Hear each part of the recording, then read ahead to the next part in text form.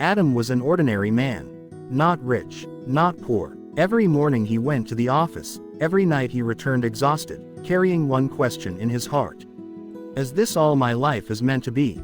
He worked at a private company where effort was invisible and respect was rare.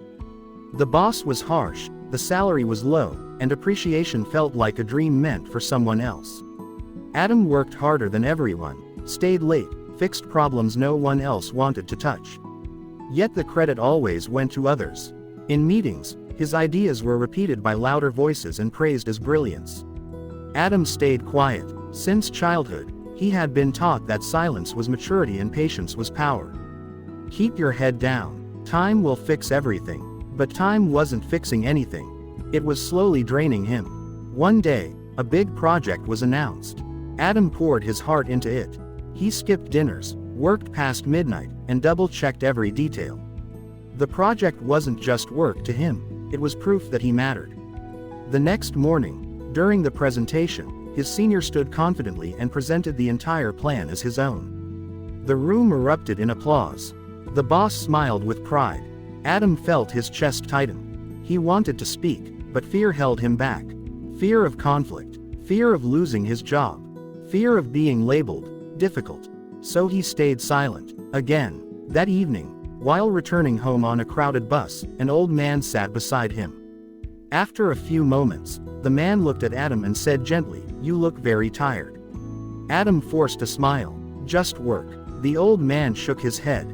"No. This kind of tiredness comes when you keep carrying things you should have put down long ago." Those words hit something deep inside Adam.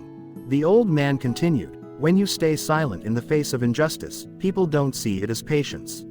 They see it as permission. Permission to ignore you. Permission to use you. Permission to take you for granted." Adam stared out the window, listening. "Silence protects peace only when peace exists," the man said. "When there is injustice, silence slowly turns into self-betrayal."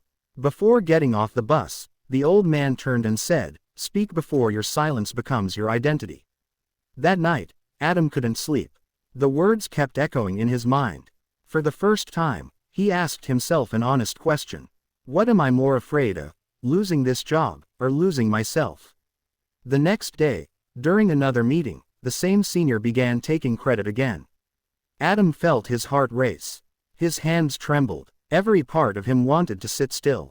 But he stood up. His voice wasn't loud, but it was clear. "Sir, I'd like to clarify something.